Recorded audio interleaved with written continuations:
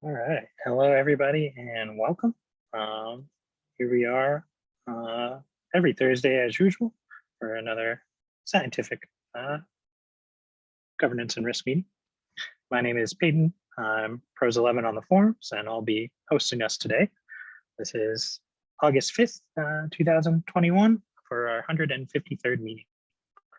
As usual, we want this to be kind of a open format. So if you have questions, anything relevant to the updates that are given or things that are being presented, please don't hesitate to ask those.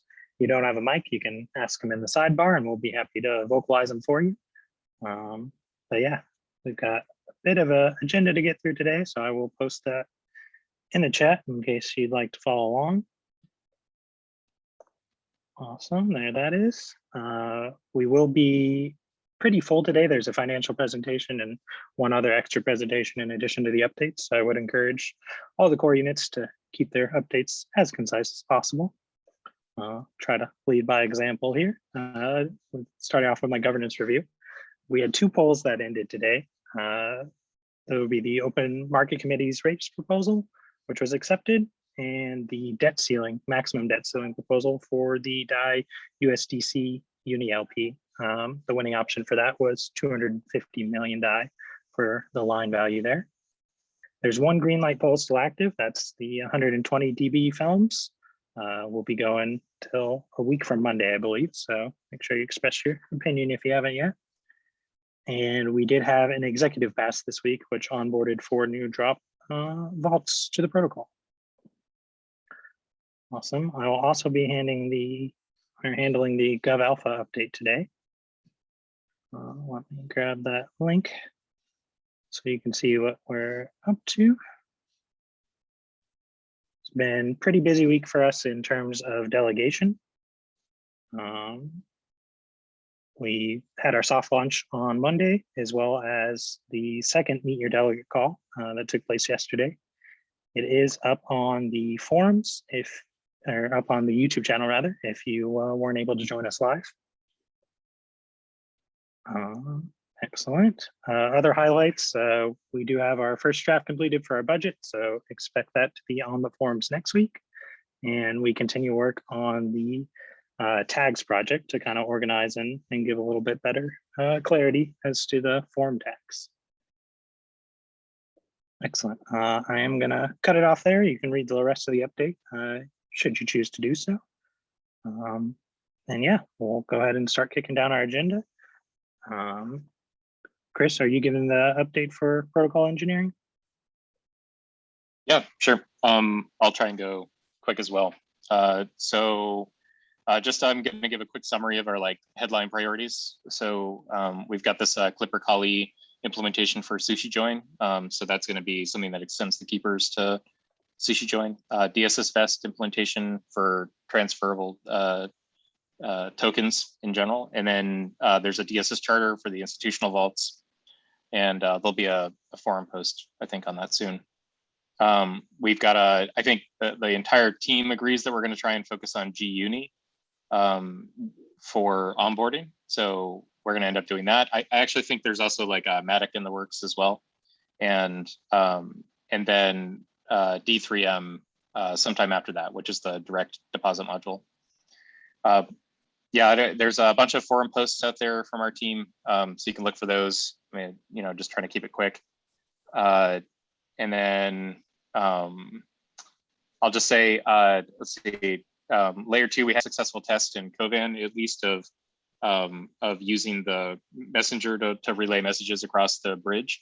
So we were able to rely and deny the 0 address across the bridge. So that's that command and control structure for governance to be able to send messages and make changes on L2. And a bit of a fun news, although you guys probably wouldn't have known it, but Sam's joined the team full time. So he was part-time before, in case people didn't know, but you wouldn't know that from his involvement. So now I guess we're just paying him for all the time he was putting in anyway. So congratulations, Sam. We're glad to have you on full time.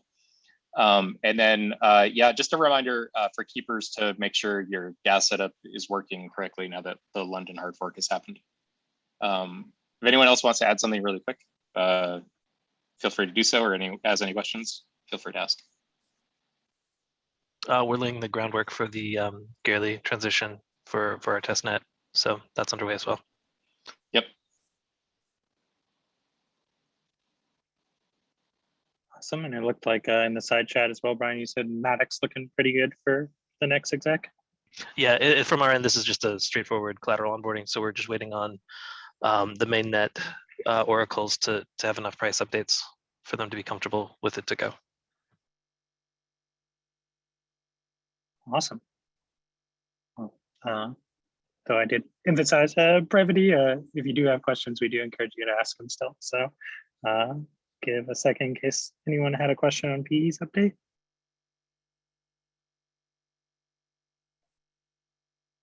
I'll add while we wait that Chain Security published the Optimism DAI bridge audit, and they found no errors, which I think was the first time that we've gone to audit without finding at least like something small, even like the minor stuff. So Congrats, quite the accomplishment. yeah, or from what our Dave said, perspective, maybe. Yeah, maybe they're getting lazy, but Chain Security, in our experience, has been some of the best auditors in the space. So it means a lot. That is very exciting. All right, well, I'm not seeing any other questions at the moment. If you do think of something, you can save it for a kind of free floating portion at the end, should we have any time left over. I did accidentally skip the format of clients, so apologize for that. I do have a bit of exciting news with the onboarding of governance communication core unit. They will actually be taking over the form of the clients, which is why it totally spaced my mind that still needed to happen. So sorry to make your first one a bit out of order there, Artem, but if you're ready, you can go ahead and present format of clients.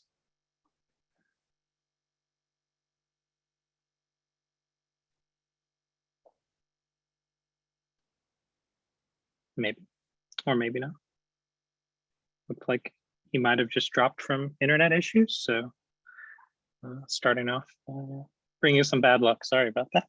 I guess we will continue on the agenda as otherwise, and just have Artem ping me when he gets back on the call. So in that case, next up would be Risk. At the Pramosh, you have an update for us? Yeah. So we just published a post on forums today that analyzes how potentially lower liquidation ratios for maker vaults could affect risk premiums for each vault. Based on simulated results, we suggested to decrease liquidation ratios by a maximum of 10% for second tier vaults. So these are the ones who have 175 liquidation ratio, and decrease it at most by 5% for leading vaults such as ETH, Bitcoin A, and also UniLP vaults. And we suggested no decrease of liquidation ratio for ETH-B because of the OSM delay risks that we are facing there. Caution is advised from our side, and this is because the fee compensation is currently quite low. And if we decrease liquidation ratio, the spread between the risk compensation and expected loss will only increase. As noted in the post, the surplus buffer is currently pretty well set to manage these risks.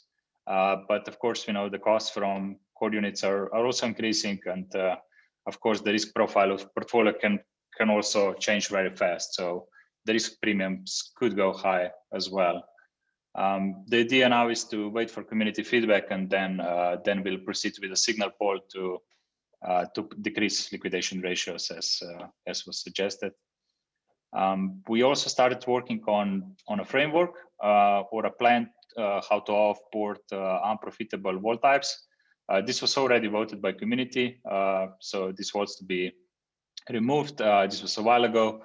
We likely propose a combination of decreased debt ceilings, so debt ceilings to 0, and then increased rates or even increased liquidation ratios to either force these vaults to unwind or even liquidate them, but with a 0 penalty fee. I think oracles were also thinking to lower the frequency of price updates during this process, so the oracle cost could be also minimized. And the depth of these offboarded vault types would in aggregate measure 5.5 million, but there's still plenty of smaller users utilizing it. So communication needs to be assured here, maximized. So once we start the process, we don't cause too many unexpected problems for these users. And then other than that, we also started working on institutional vaults risk evaluation, which will be a bit different this time because we know who the potential counterparty is. So it will be more of a due diligence style of report on past vault management behavior and other characteristics. At the same time, we're also nicely proceeding with the vault user behavior dashboards. We're currently estimating how many vault users are protecting their vaults through DeFi Silver, similar tools. And we also managed to get some interesting farming data. This should be hopefully shared next week. So farming data, basically we determined what amount of DAI depth from particular vaults is being directly utilized on AMMs or secondary lenders for liquidity mining purposes. And yeah, the final thing is that we're also drafting a sub-proposal for maker compensation for our core unit. So this should be also included next week before the deadline. And that's it from our side.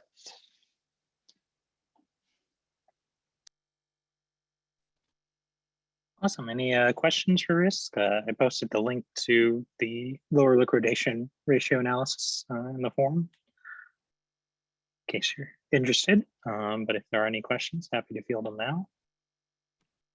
Hey, Primoz, circling back to the risk analysis of institutional vaults, does that also include possibility, and I'm not sure if your risk team does this, but possibility of regulatory risk, since there's chatter that maybe some, I guess, institutions or brokers might have to register as a broker or what have you.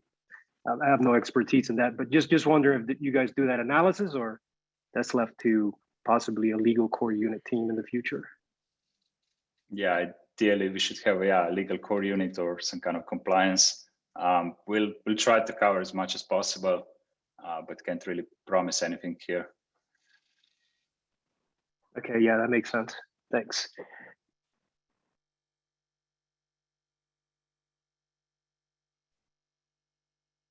Anything else for Risk?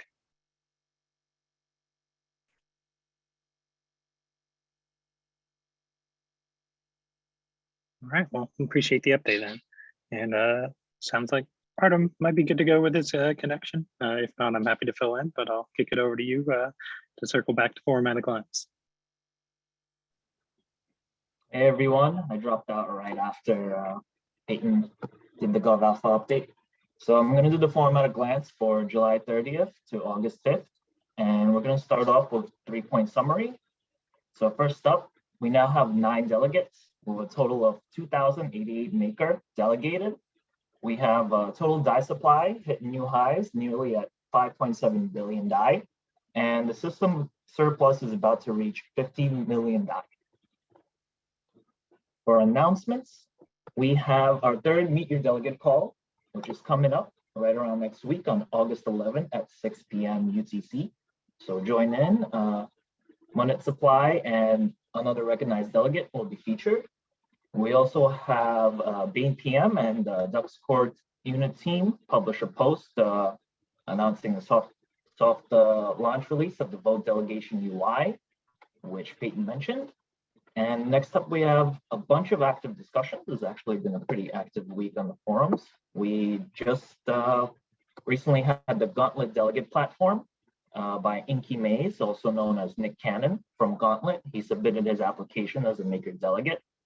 We have by Paper Imperium talking about liquidity rewards and how makers entitled to have them. He's discussing towards potential ways for collecting unclaimed CFG liquidity rewards from the Tin Lake platform. We also have Derek and the Protocol Engineering Core Unit put up a post on institutional and long-term vault proposal. They're proposing to create institutional long-term vaults through a new mechanism. Carl Vogel from Paxos proposed to create a tax PSM to extend PAX as a way to diversify DAI collateral. We also have Alec from Content Production posted DAI on different networks #4, which is an overview of DAI circulating on various blockchains, non-ETH blockchains, layer 2 rollups, and other bridges. And finally, El Progreso asked the community whether makers should require vault owners to have insurance protection. In addition, he also asked if the maker community should begin speaking with US regulators about what can be done to comply with regulatory frameworks. This is an informal poll. And next is initiatives. We have the recognized delegate requirements that Long for Wisdom has posted. He writes detailed overview of all the current requirements in the application system to become delegate, and there's a thread for more related posts on delegation. Finally, David Utro for Help Wanted is looking for to hire a full-time engagement lead for our governance communications core unit, and the post that he posted summarizes the position responsibilities for that engagement lead, as well as the requirements, along with the GovCom's mandate. And that's about it. Excellent. I just want to jump in there because I realize we actually only mentioned one of the delegate platforms, but the reality is that all of the recognized delegates have posted up their platforms. So definitely go check that out. There's a forum tag that you can actually just click and it'll show you all of those. So yeah. Great information there for sure. And yeah, thanks for plugging the delegates. It's been a long process with a lot of core units involved. So really excited that that soft launch is going so smoothly. All right. And yeah, congrats on the first forum at a glance update, Artem. Thank you. Next one will be a little bit more clear, I promise. Yeah, sounded great, and we appreciate you doing the work there. All right, so gonna take us back to kind of our regular scheduled agenda. Sorry for the departure there. Next up is Oracle's core unit. Nick is still on his vacation, so I believe we have Marc-Andre here to give the Oracle's presentation. Yeah, so I'm filling in for Nick this week. We're still on vacation. So this is the first update coming from the Oracle core unit. This was our first week. We're still working on setting up basic things to be able to work effectively. But other than that, we've been focused on London hard fork preparation, mostly testing different scenarios and be ready in case things turned out to be a bit difficult, especially regarding the gas price market. Up until an hour ago, it was going pretty smoothly. Now I see gas prices are shooting up. So we're still paying very close attention to what's going on there. And we're staying ready to be able to maybe push software updates to be able to accommodate the new market conditions of the mempool actually. But it'll probably take a few days before things are settling up. But in the meantime, we're monitoring the situation. It's a good thing to mention that we are still not using EIP 1559 transactions for different reasons. Primary technical one, we're relying on third-party software and libraries to send our transactions, and the support isn't there yet. But also, we still don't know exactly how the gas market will settle, what will be the proper strategies in terms of tip and the maximum gas price. So we figure that by the time that libraries will be mature and ready and we'll be able to test things correctly, we'll have a better idea of what type of gas and tip strategy we want to use for the relayers. Other item, Matic, new Oracle, software is ready, contract is ready, but the feeds and relayers are still deploying.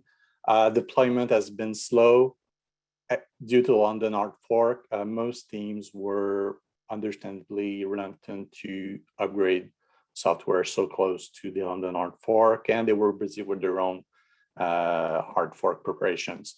But we're still on track for next week's executive. When the dust settles with the hard fork, I'll be pushing the different teams to perform our work.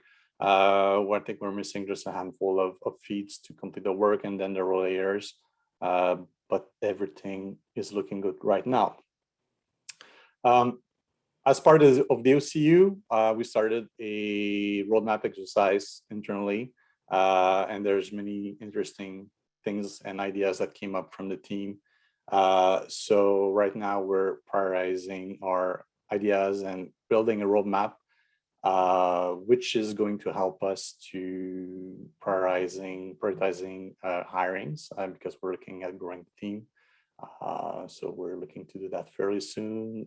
Expect more updates in this regard pretty soon. As soon as we're able to get the basic stuff done, we'll start looking at more of the future. So this is it. Any question?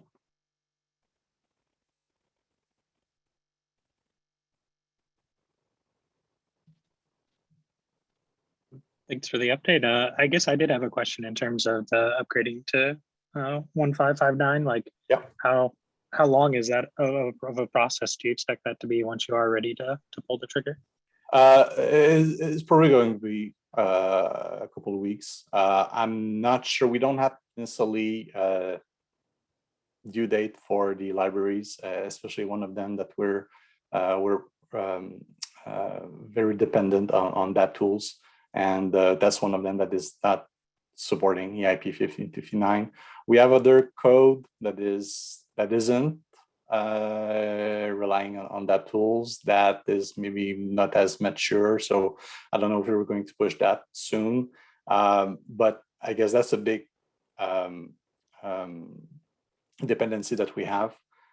So at best will be a couple of weeks, but we're saying really, like, if things get weird and we see there's a big saving in gas costs by going with 1559 sooner, we might try to expedite things. But right now, apart of the cost, things look pretty good with legacy transactions, so I don't see any reason to rush it. Excellent. Thanks for that insight. Were there any other questions brought up relating to that update?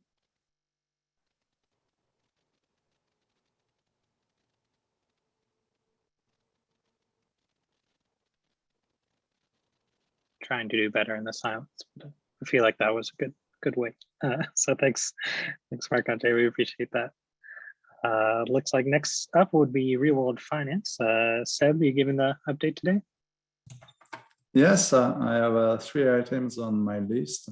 The first one is the centrifuge related executive was passed yesterday and will be executed tomorrow. So that's quite exciting because that will be 3 new real world assets.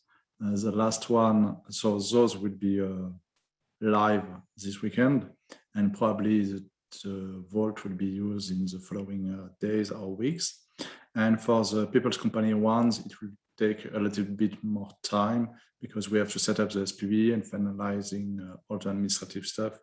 And yes, it will take some weeks, maybe 1 or 2 months, we will see.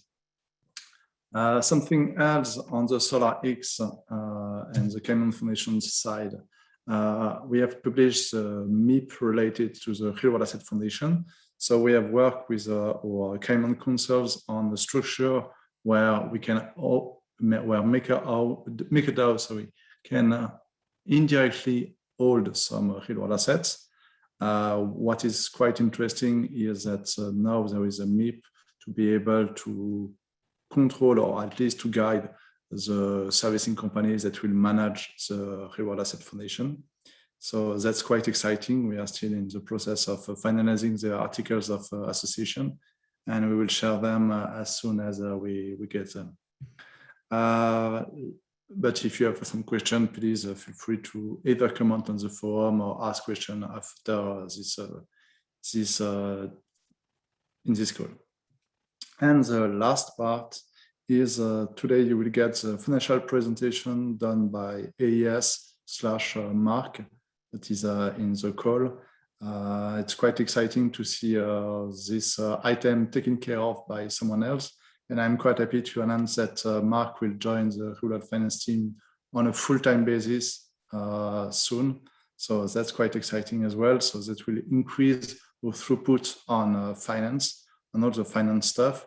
So at the beginning of the year, we did some finance reporting, all the MakerDAO dashboard and stuff like that. Then we had to focus way more time on real-world asset because it was not so easy. But now with Mark, we will probably be able to provide more financial reporting. And just to note, this is a financial reporting, so taking public data to make public dashboard and analysis. It's not related to auditing or accounting at all.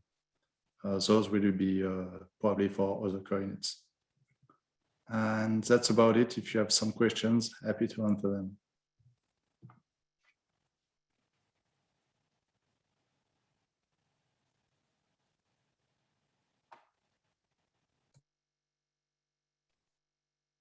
Well, not seeing any vocal or in the chat, so thanks for the update, Sam.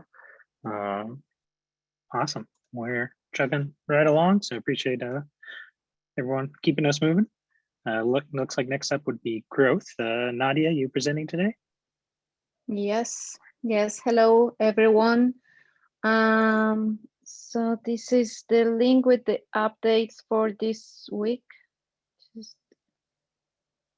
Oh well. I'm using my cell phone for this call, so it's hard. So if Here, I thank got it you, for you, David. Nadia. Yeah. Thank you. Okay.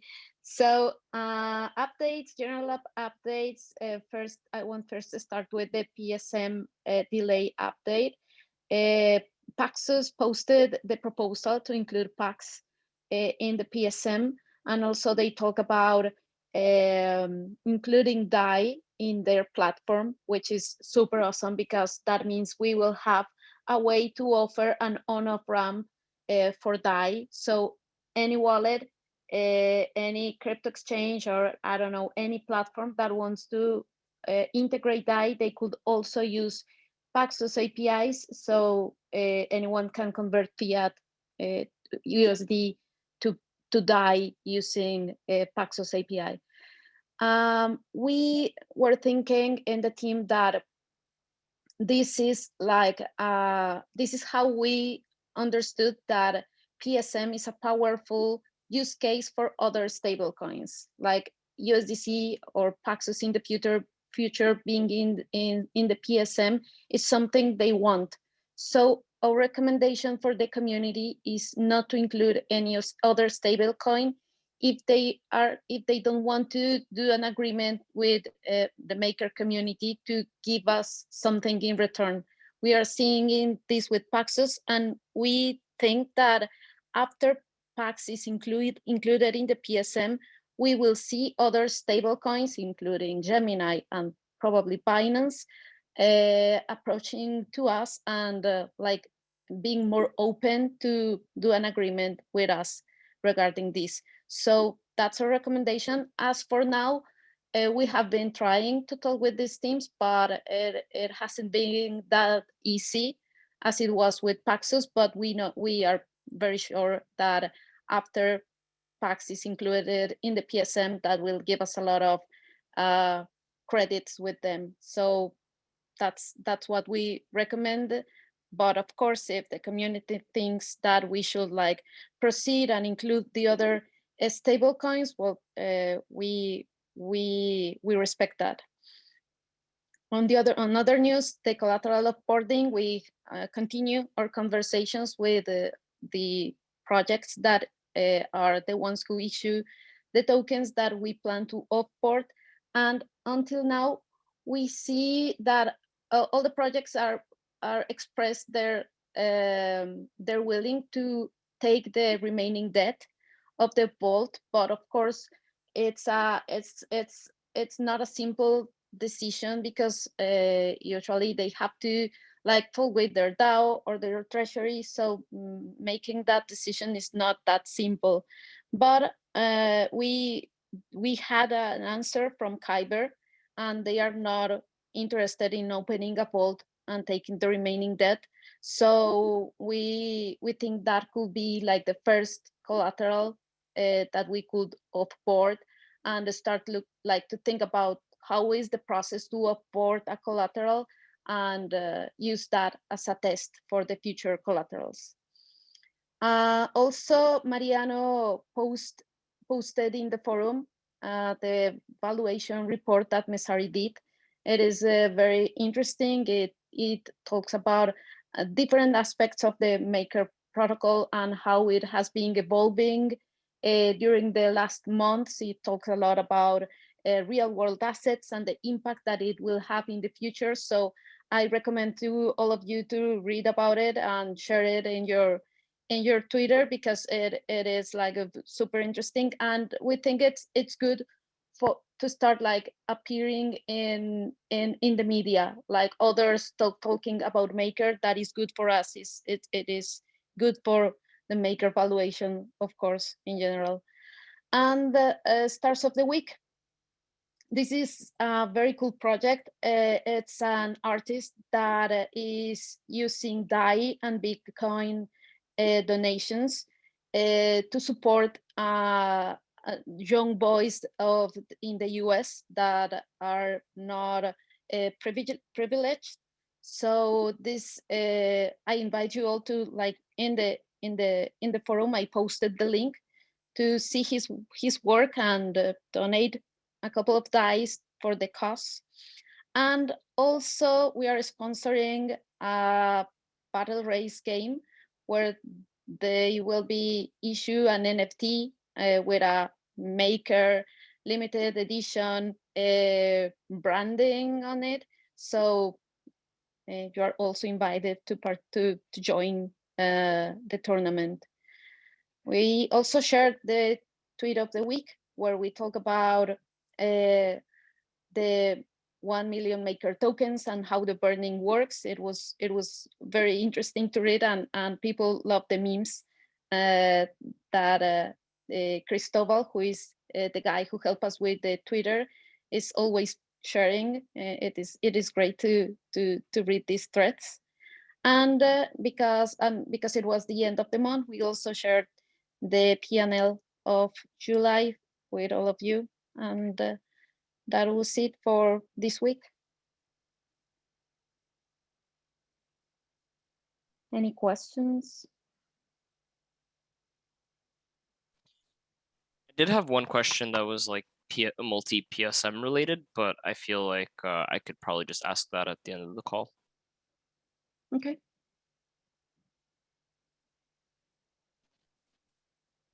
Lots of exciting updates, though. Yeah, if you do have a relevant question, do feel free to throw it out there.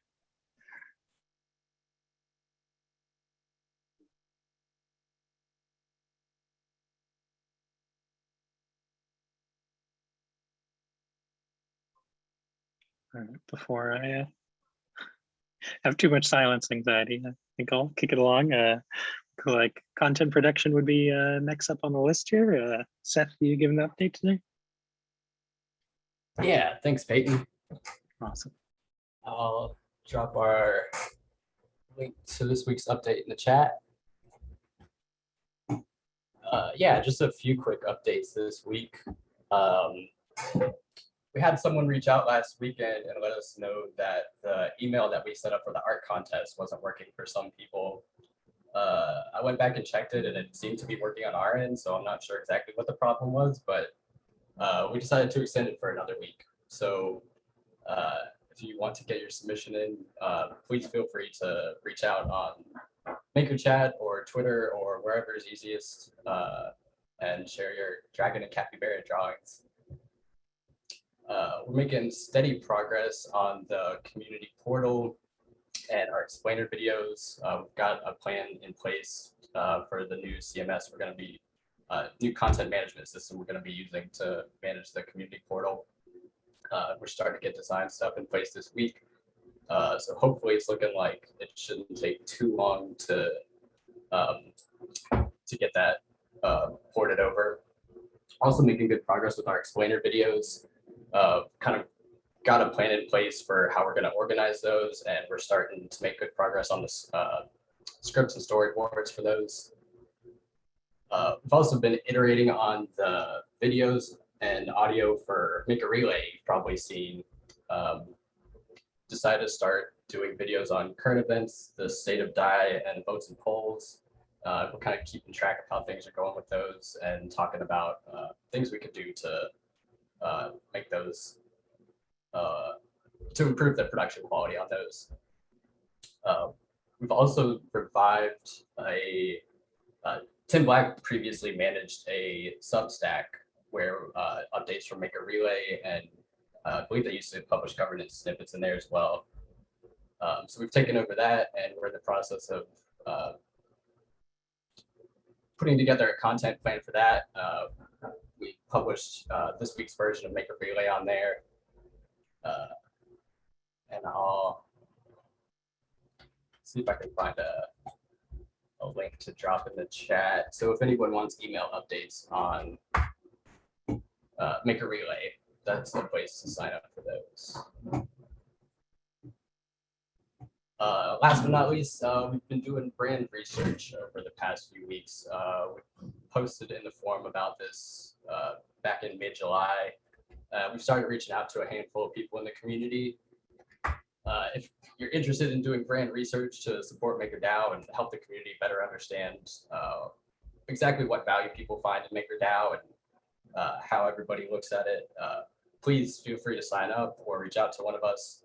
I've had a couple people who reach out asking, some of our team members have reached out to people in the community. I've had a few people reach out to me just to make sure that our community members were with us. So if you see messages from them, it's them.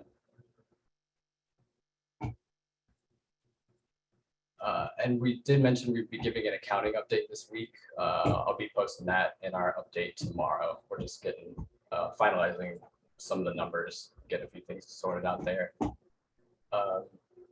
And that's all my updates for this week. So happy to take any questions or kick it back to Peyton.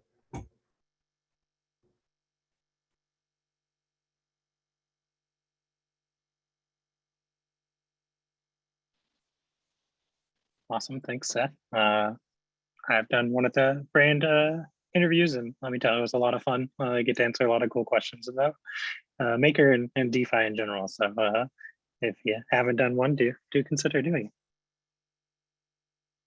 Giving one more moment for potential questions here, but doesn't look like I'm seeing any.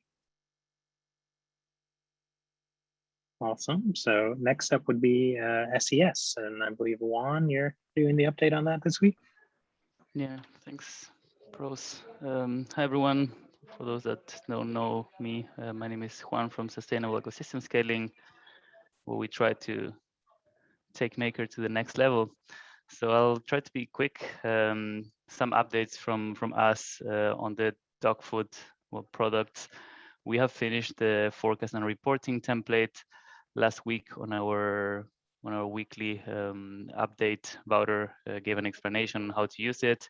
The template is out there. I believe that a couple of people have been trying it. If you want to give it a go, please let us know, and we're happy to share the link to help you get it set up, and hopefully we can get some feedback and make it better. But yeah, we're quite happy with that. So it's basically to forecast and report on the expenses of a core unit. It's Google Sheets, and it's quite simple and complicated at the same time, but I think it does a good job at forecasting and reporting. The other thing that we've released also is the MKR compensation template for the proposal 8000, which is the SES proposal on those guidelines. We have not produced a video yet, but if any core unit is thinking about using it, please let us know, and we'll be happy to share and guide you if necessary. The other thing is that we are looking for talent. So if you know anyone smart and hungry, we have I don't know, we haven't decided how to call it yet, but it's like business analyst / intern / entry level. So yeah, if you guys know anyone that would like to collaborate, please let us know. And yeah, I left here some of the public updates that we have scheduled and that we're going to be doing next coming weeks. So tomorrow, Wouter is going to be presenting OKRs and the coordinating documentation. If anyone's interested in joining, the next week is Jordan Lenka with the preliminary findings with X-ray. So very happy about that. And yeah, I'll update about the next ones in the future. Regarding the community, I think it was mentioned already, but we had a call with Untangled last Friday. The video is already on YouTube for the real world assets token. It's also with Centrifuge. And yesterday we had the launchpad with the DAI Foundation. So Seren and Wouter were there giving explanations. I believe it's also on YouTube already. Soon we'll have Know Your MIP session and also a bunch of real world asset tokens presentations as well. So yeah, that's coming soon. Yeah, if there are no questions or if there are any, let me know. Otherwise, happy to kick it back to you, Pros.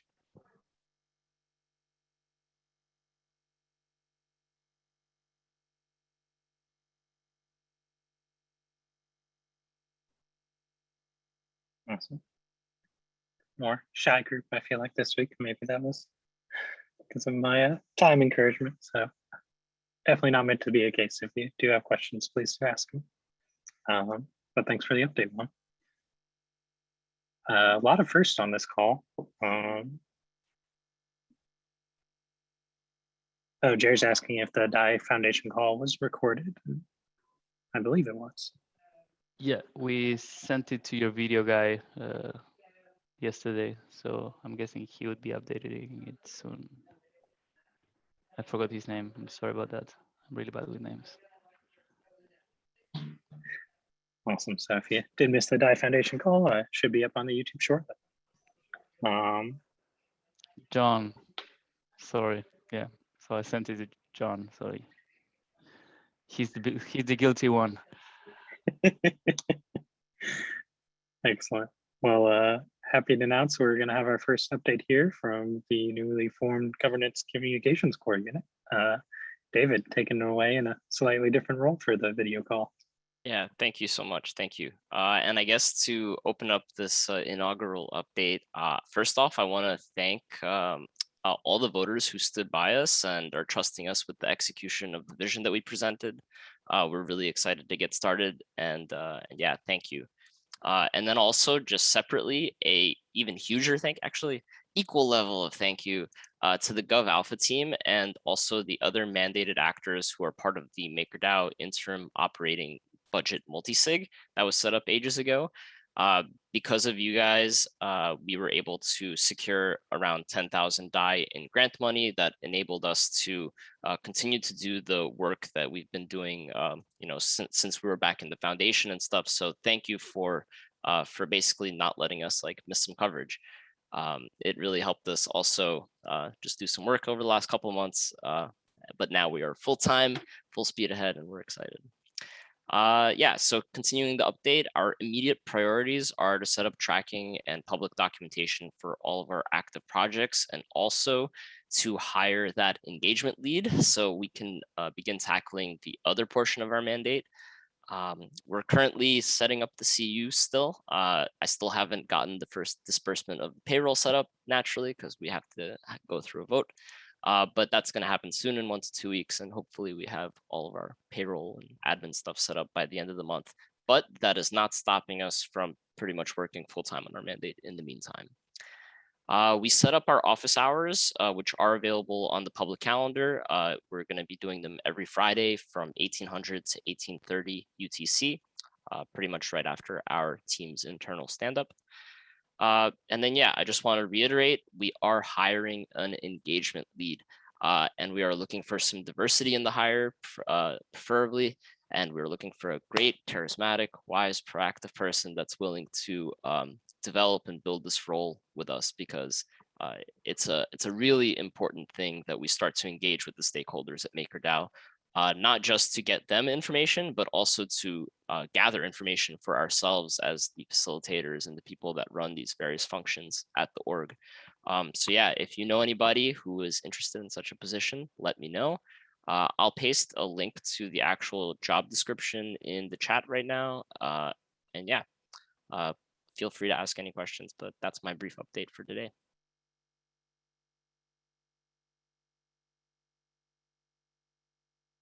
Awesome. Artem's got me chuckling in the chat there. Nice to see that communications engagement. Awesome. So I think we'll go from one first to another here with David on to his core unit facilitator duties. We have Limpa or Pablo doing the MIPS update this week. So Pablo, if you're ready, Sure. take it away. Give me 1 sec. I need to share my screen, and it's my first time doing it on Zoom, so I'm not really sure how it goes. Just 1 sec. Okay, cool. Can you see it? Looks great. Yep. Great. Okay, cool. My name is Pablo, also known as Limpa on Rocket Chat and on the phone. I'm part of the Gold Alpha team, and I'm aiming to become a MIP editor, and I'm like halfway there, I guess. Okay, I'm not much of a talker, so I'll try to keep this short and hopefully sweet or not too bitter. So we are currently on week 1 of the August governance cycle. It's formal submissions week. The formal submission window for August opened on Monday the 2nd and closed yesterday on Wednesday the 4th. We're going to do a quick review of the proposals eligible for formal submission.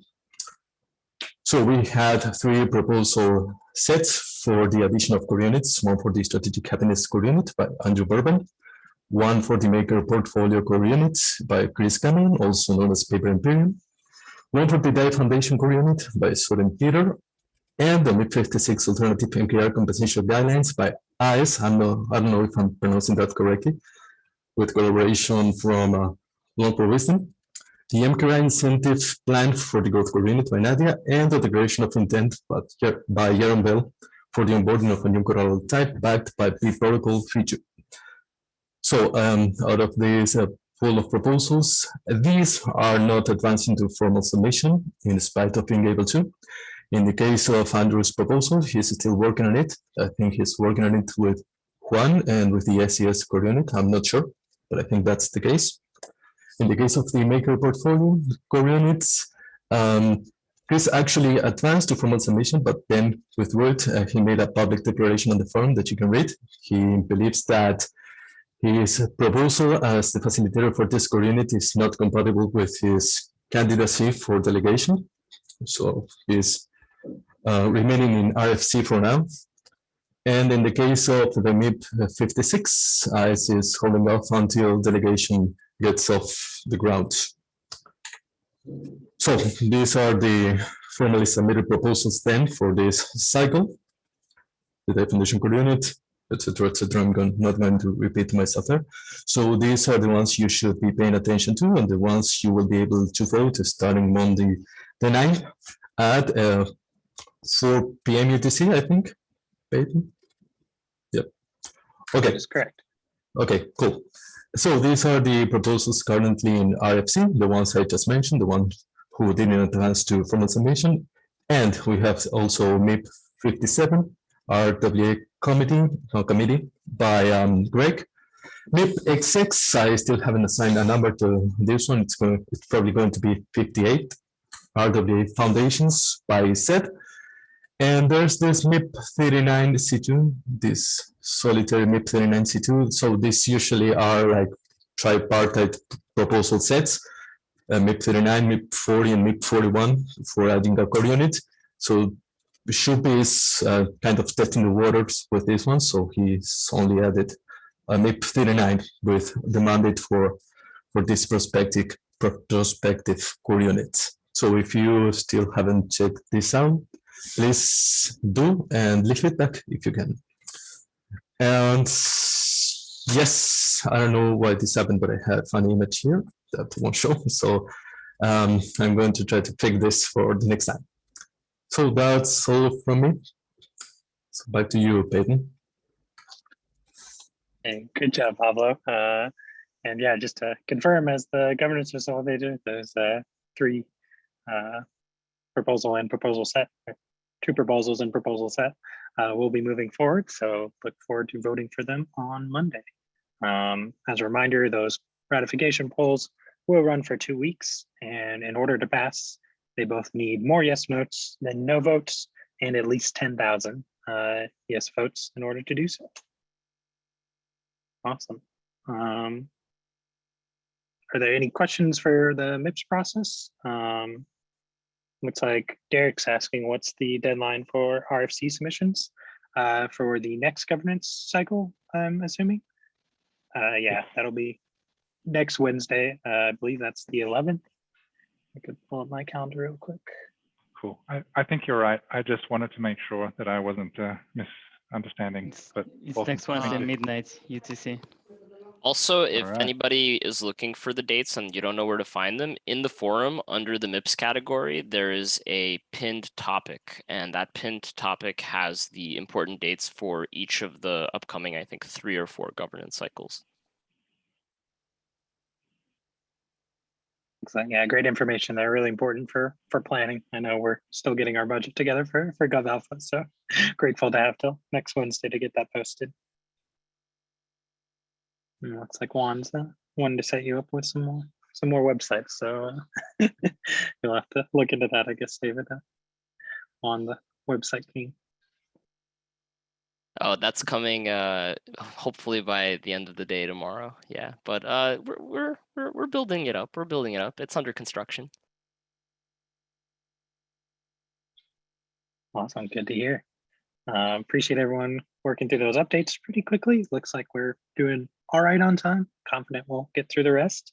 That's the end of the updates portion of our agenda, which I believe brings us to the July financials presentation from Ace on the forums, or Mark, I believe, in the Zoom call.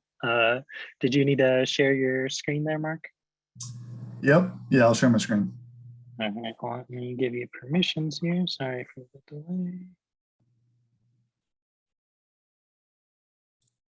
All right, should be good to do that now.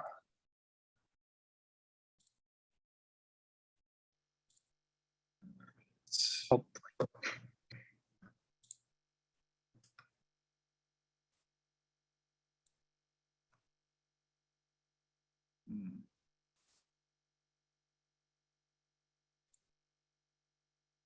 How do I confirm to share it?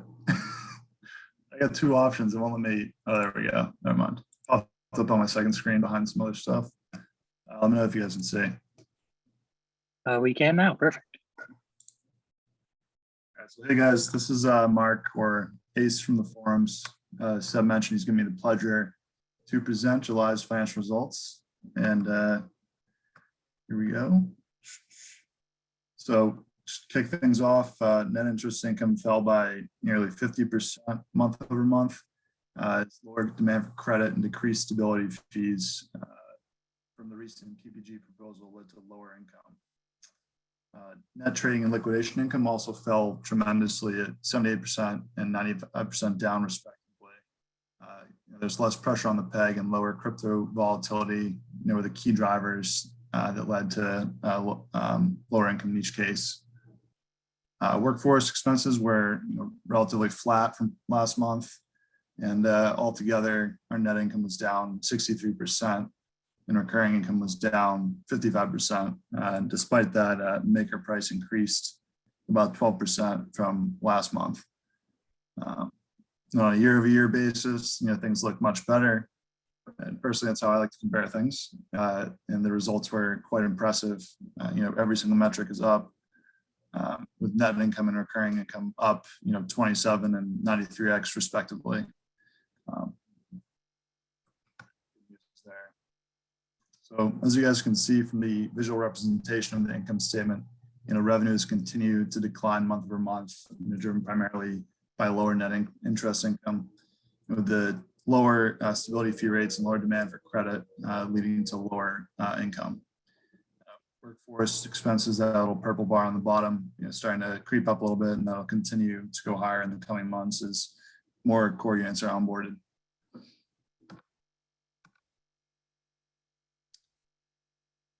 For the lending income slide, we had 4.4 million in lending income for the month, with our average yield falling to 2.7% from 4.6% last month.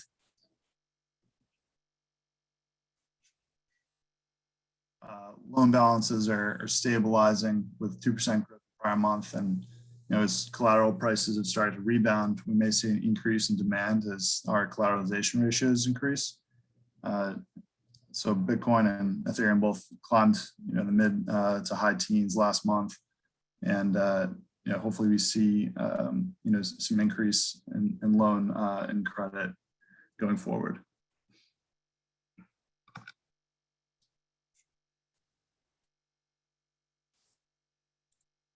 So the rapid increase in the USDC PSM has slowed from last month, and we only grew 6% in our stablecoins. The recent proposal from the PAX team could be a great opportunity to reduce our exposure and dependency on USDC. So hopefully everyone saw that post, and if not, go check it out in the forums.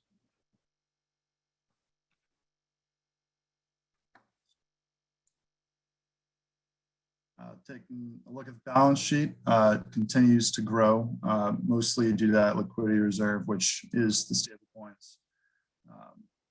Mostly USDC at this point. Crypto loans are up slightly at about 2%. So good to see that starting to stabilize, and hopefully it'll continue to recover as crypto prices start to rally a little bit.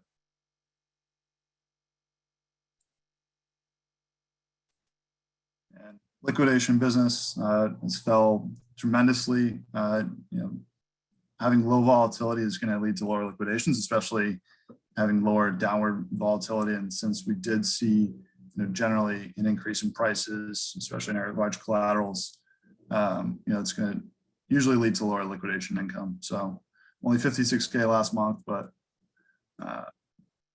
not better than nothing.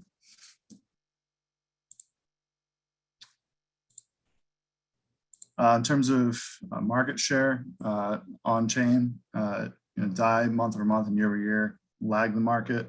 Had quite a difficult comp from last July. You can kind of see in the middle of July 2020, we had a huge spike from June to July due to that compound liquidity mining that began, and when DeFi summer really started to explode.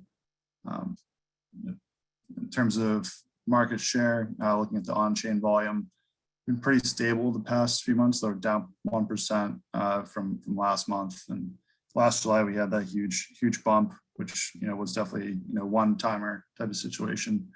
But generally been pretty stable the past few months, and it looks like USDC continues to take share from Tether as well as Binance USD. Not really sure what's ended Binance's lack of growth, but looks like it's trending down more or less the past few months.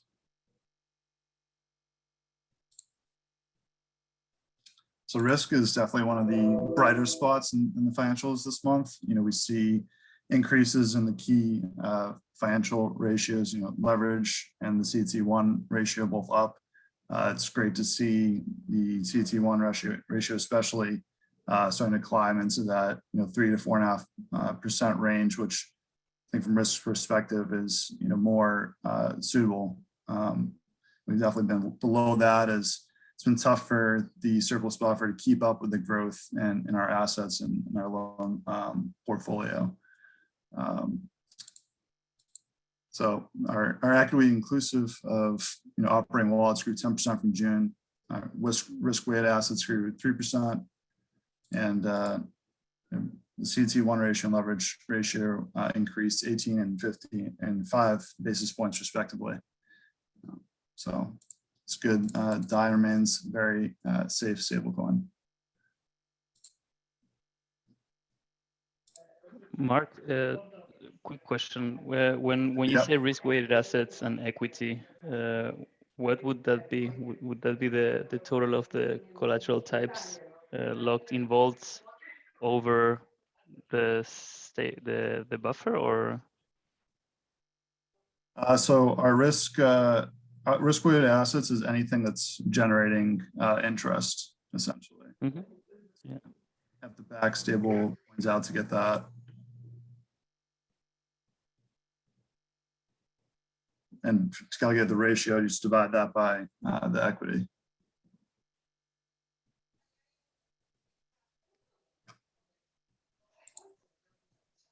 Thanks. Yep. So over to the earnings per MKR, saw an uptick in the equity per MKR of about $5. The earnings yield went down as lower income. We're essentially trading at a higher PE ratio as a result, with a big decrease in the ratio. But usually when you see a low earnings yield, especially in a business that's as volatile as Makers, generally, the market is looking forward and thinking that the prospects for that business will improve. So, it's good to see Makers price rebound a little bit. I think that's shows confidence in the protocol and also for DeFi for higher earnings going forward. So another bright spot in our financials are our real world assets, which grew 45% to 5.4 million this month. And I'm sure many saw the executive to raise the debt ceiling on the new Silvervault pass, and now they have 20 million in capacity. So we should see continued growth there. And we should see, continued growth from other assets as well. As deal flow remains pretty strong. Current focus for the team is on SolarX and the Cayman Foundation structure. So again, check those out in the forums if you haven't already. And just to wrap up, liquidity pool growth, more than doubled compared to last month, and that was primarily driven by that DAI USDC Uniswap vault. You can see in orange here. We dropped the stability fees from 50 basis points to 0, so that was quickly taken up, and I think the DC has been reached already on that, and that's what led to the higher growth in liquidity pools. But I guess with that, anyone have any questions?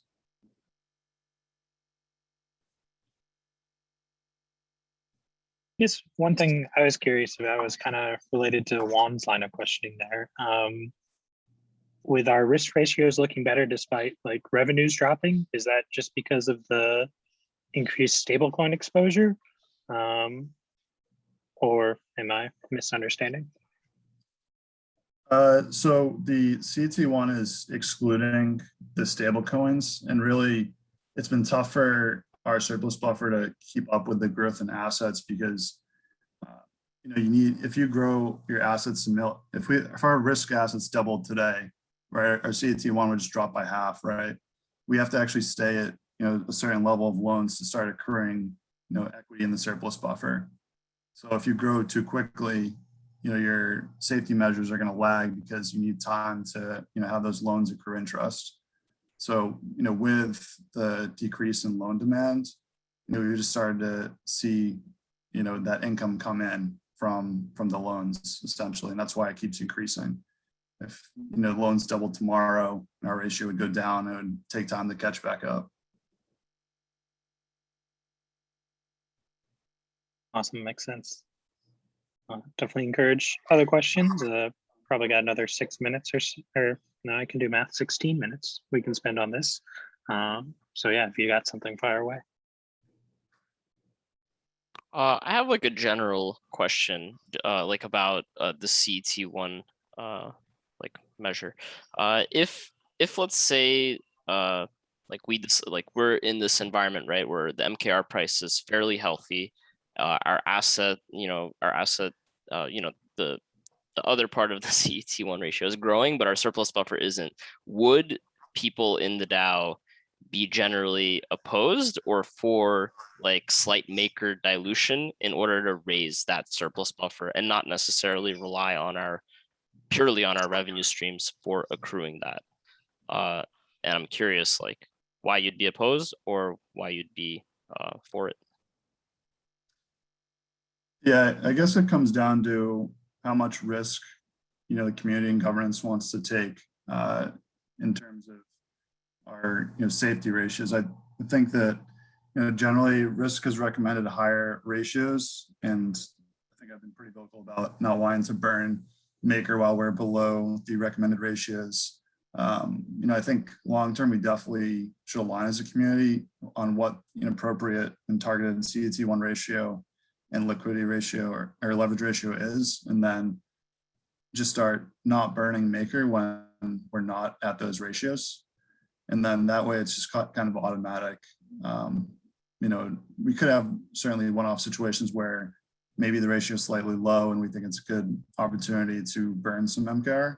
Maybe we can handle that through separate signal request and vote. But generally, I think given how opposed people are to minting and taking higher risk to burn Maker, I think there's just no appetite for diluting holders to reach these appropriate risk measures. So Peyton actually brought something up in the chat, the fact that we still have the 84,000 MKR that the foundation transferred to the protocol in the pause proxy.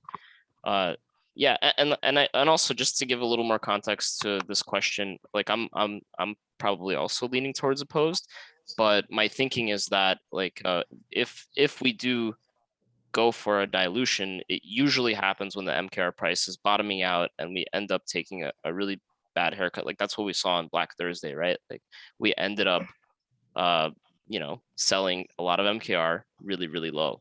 But if we are lagging behind in our risk metric, right, this ratio, and MKR price is high, it seems like it might be wise to actually try to raise cash from any, maybe not purely diluted MKR, but MKR that we have free, like that 84K MKR might be an interesting tool to use.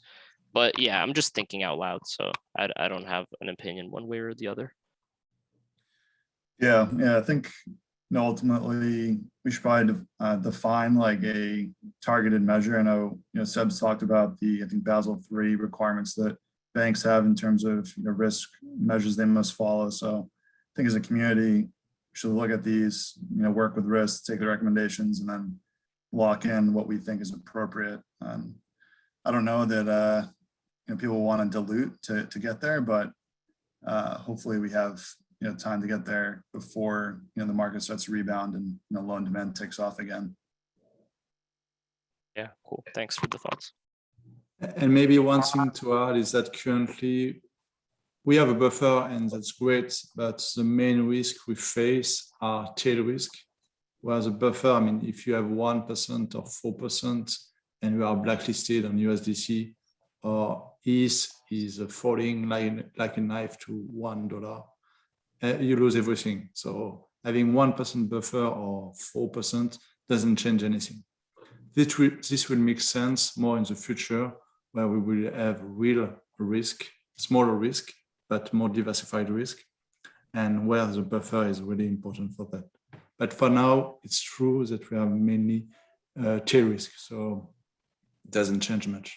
But it's important to think about that for the future as well, because if we have hyper growth, it will be difficult to raise the surplus buffer.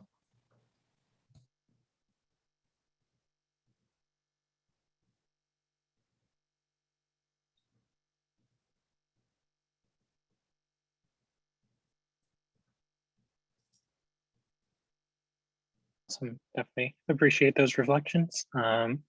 There any other questions regarding financials, this presentation, before we move on to our last topic?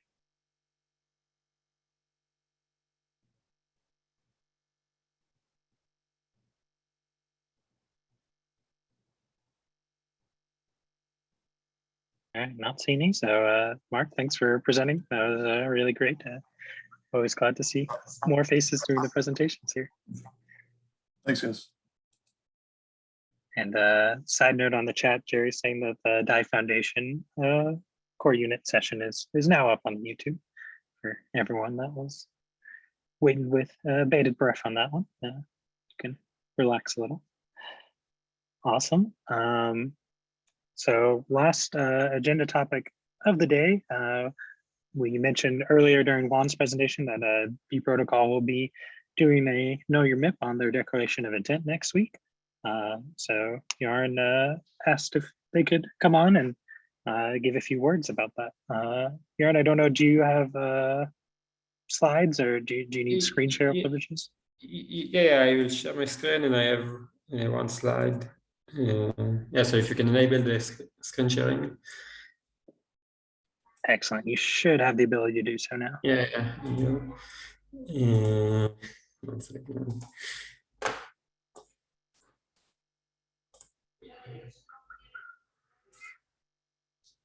Yeah, okay, do you see my screen? Yeah, okay, so maybe, like 10 seconds background on B.Protocol. So we, in general, try to improve liquidation process all over DeFi. We have some integration with Maker, but this is less relevant to these MIPs. Basically, what we want to do is to have a new collateral type backed by our liquidation system. This is a declaration of intent, so details are still flexible and could be set, after this vote passes, if it passes.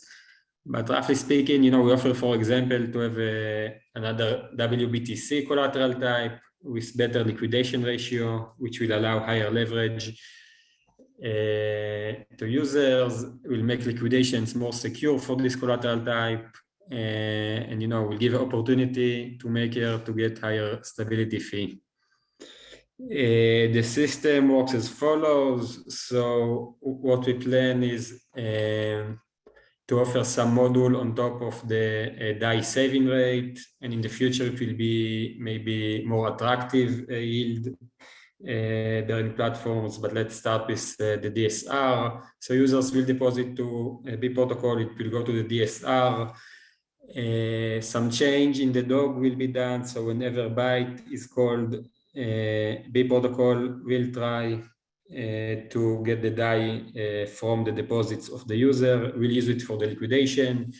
And then the main novelty we offer is a rebalancing algorithm in which the ETH is sold automatically back to DAI, and then it will eventually go back to the idle pool, to the DSR.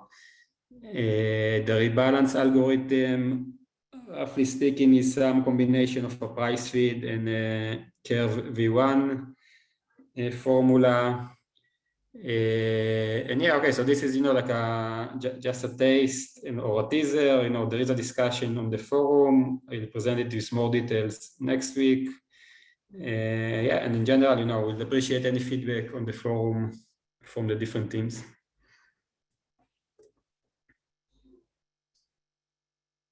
Awesome, thanks, John.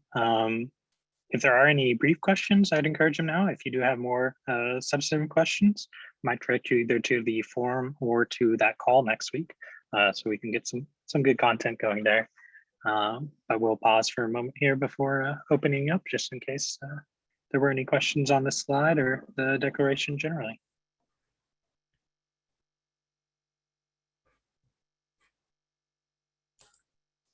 Yaron, so whenever this byte happens, right? So there'd be like this alternate path in the DOG. Maybe it would be a byte. I think as it's Spark right now, but is there? And then when that happens, I assume we do this kind of like let's call it a curve rebalancing, right? Is there a point at which we exit that entirely and just throw the collateral out for liquidation because we're afraid that this rebalancing is no longer working? Like, is there like a pressure relief valve there? Yes, so here, like from Maker point of view, if you saw it on, like this is like kind of external system to Maker, right? So, if you have pressure, we'll just offer a higher discount. But like from your perspective, you don't really care about, like the rebalance profits or losses, right? You only care that the liquidation was successfully executed. Yeah, but there are some discussions in the forum that, for example, if because of bad rebalance, the idle balance reduces, then maybe we can decrease the ceiling of this collateral type. Yes, so this way we can have some like risk management system, because eventually the DAI collateral will decrease. The DAI in the DSR will decrease only upon liquidation, which by definition means that the debt gets smaller. So we can, even have auto adjustment that, like if there's not too much collateral in the DSR because of bad rebalancing, then we can lower the ceiling automatically. So yeah, there could be some mitigations there, but like in general, okay. So there are more details I didn't mention. So we expect here that the bite or the bark will just dump it with some flat discount of 5%. And we did some simulations, and we did it not on DeFi but actually on Binance Futures liquidation. And it depends on many parameters, but there we simulated 1 billion monthly liquidations, and overall this seems quite profitable. So yeah.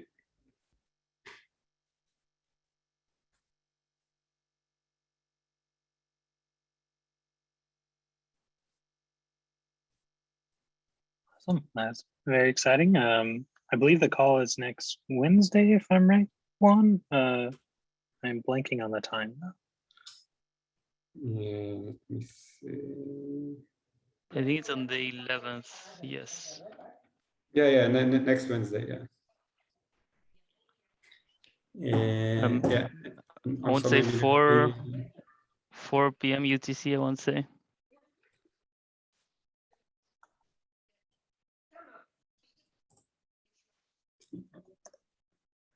Awesome. Well, we'll try to grab that link here and make sure everyone, if you're interested, you join that call next week. That is one of the proposals that will be up for ratification over the next couple weeks here. So if you haven't taken a look at it yet, please do so. Looks like here is a link for the declaration itself. And we'll make sure we have the call notes on our snippets or what have you for this call. All right, definitely appreciate everyone keeping a tight ship to get through all those presentations today. Very much appreciated. We do have about 8 minutes left till we typically end these calls. So this is when we open up discussion and see if anyone has any topics they'd like to mention.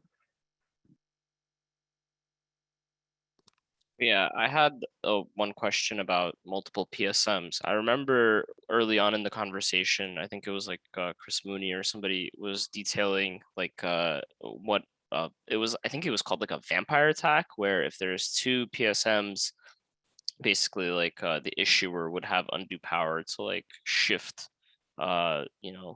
shift all of the balance to the other PFs. I can't remember the exact details. I honestly had a hard time wrapping my head around it.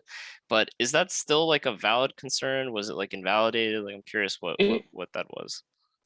Because of the reserve allocation that Paxos does, because they're like an actually like regulated stablecoin, or at least their backing is regulated under New York law, that they can't do this.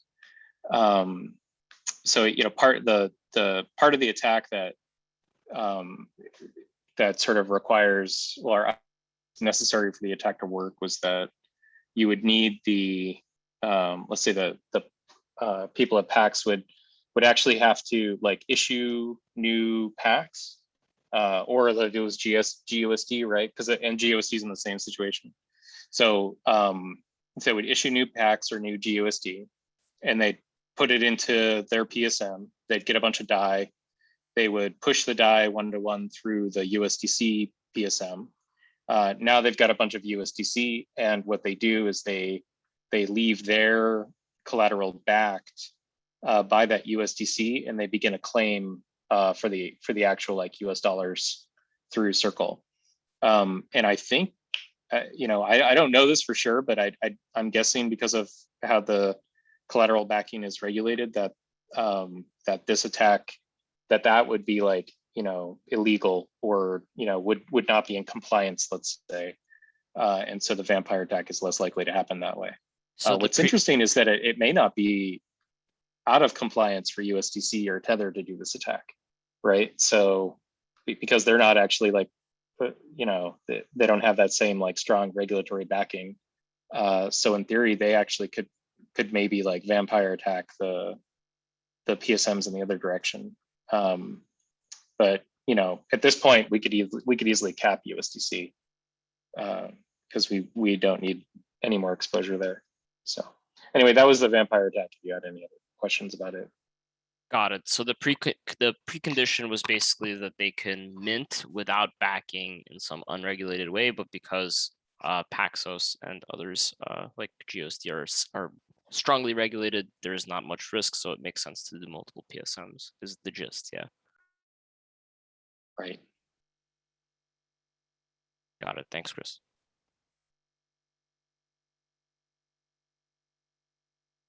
Awesome. And I'm seeing a good question here in the sidebar about vote delegation. Curious if we should be concerned about the lack of interest. So far, less than 40 MKR has been delegated to the recognized delegates. What's the comment? I guess I'm probably pretty primed to answer this from GovAlpha, but if other people do have opinions or things they want to weigh in, feel free to do so after this. This isn't too far off what we were expecting just for the soft launch. The primary reason being that the custody platforms that a lot of the larger holders, like the venture capital firms, where they has their MKR, they still need some contract integration for the custody platforms in order to properly delegate their MKR.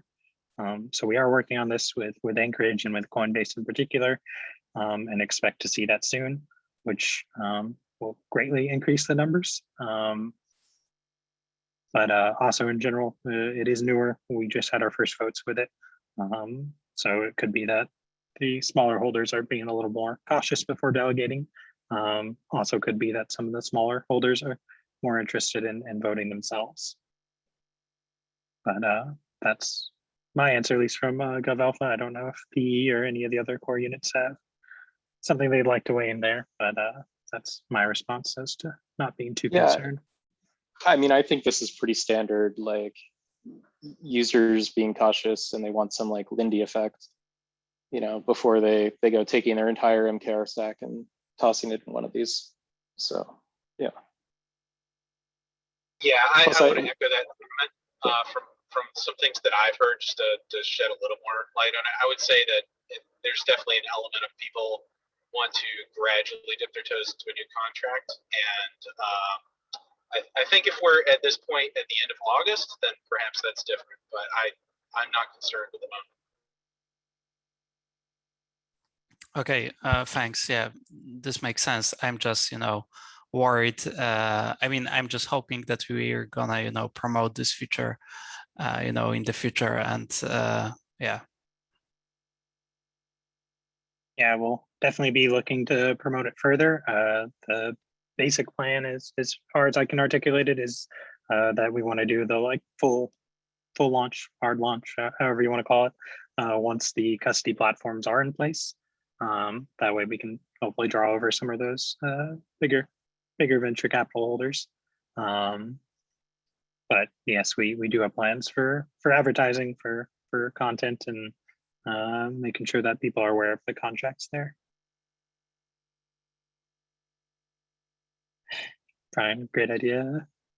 Throw some NFT incentives, so that always does the trick. It could be a fun community project if any artists interested in the NFT space out there.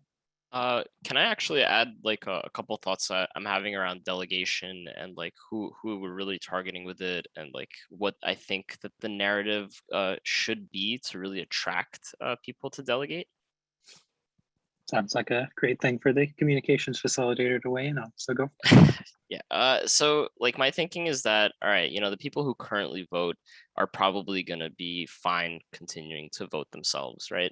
The main audience that we're targeting with delegation is the cohort of MKR holders who don't do anything week to week, right? Who might actually be tuned out for like the last year and a half, for all we know, right? So it's really reaching that part of the holders that's really going to increase like chain security, like MakerDAO's overall security and everything. Like our goal should be to get as much MKR weight inside of voting system as possible, because we know as a result, the system is a lot more secure. So like, although there's no direct incentive, like some dividend or something for a small holder to go and delegate their MKR, there is the meta, like you are actually protecting your investment.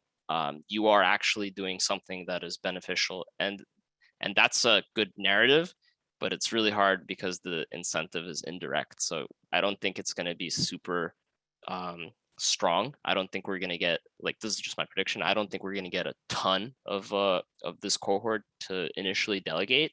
But I think as the whole delegation thing matures and we get to know our delegates more and we get to talk about it more, like that's really what we should be aiming for, increasing that overall MKR vote weight in the voting system. Yeah, thanks for providing that perspective. I think the only thing I would add is that for some of the VCs with the custody platforms, there are like weekly issues just in terms of like votes not showing up, not being able to get in contact, all sorts of fun things like that. So we're hoping that delegation does ease some of that friction as well. But to David's point, when does GovAlpha going to look to push for incentives for, you know, that MKR token holder who's been sitting on his or her MKR for the last 24 months and pretty much just catching dust and maybe sitting in Aave and soon in Compound? When does GovAlpha going to put that plan into motion, or at least ask the community how they feel about incentivizing people who lock in their votes, their MKR or delegate it? Doesn't have to be GovAlpha. Whoever, yeah. But yeah, I agree with you, David. I think, and you see Compound right now, that if you go to their forum, they're discussing this right now. They're going to actually, if it passes, I believe airdrop some comp tokens on people who have voted at least, I think it was something like 8 times, 10 times, I don't know, whatever. But I think, in my opinion, that's what you need. You need to incentivize people who have MKR who are just, you know. Yeah, I mean, that's why I was saying like that narrative, you know, the fact that shareholders, for you to really not be a free rider, the minimum you should do is delegate. You know, like if you're not planning to immediately sell, if you're planning to, if you're holding this as a long-term investment and you don't want to be involved day to day, the least you could do is this, because you are incentivized to do this. That's what people don't realize. The incentive actually is there. But the problem is, like, people want something more concrete. People want a dividend. But the problem with the dividend is it's not exactly the most tax efficient way to distribute you know, that, right? So yeah, it's a complex topic, I think, but I just think we should definitely continue to publicly express this narrative, because if we don't, nobody will know that it exists, and the incentive does exist, you know. Yeah, and I would say that was some of the feedback we got during the staking rewards proposal, or governance rewards, depending on when you caught the name of it, was that a lot of the large holders in particular wanted to wait to see how effective delegation is on its own at fixing some of these problems. So that might be revisited if delegation is not super effective. Additionally, we have been talking about delegate compensation. So there could be a way to work an incentive mechanism in there, depending on what structure we go with. So I would say these things are being talked about and we are aware, but in general, we kind of need to see what our baseline is, I think, before trying to tinker with things too much.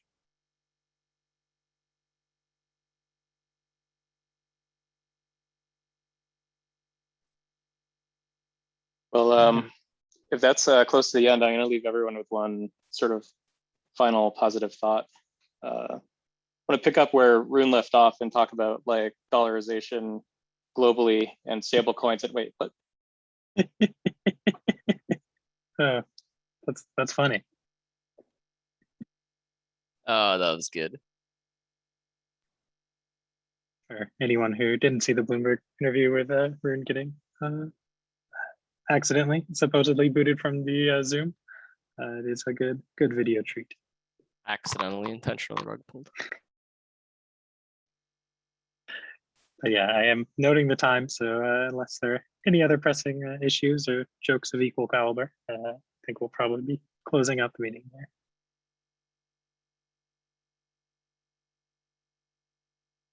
All right, cheers, everyone. Have a good Thursday. Take care.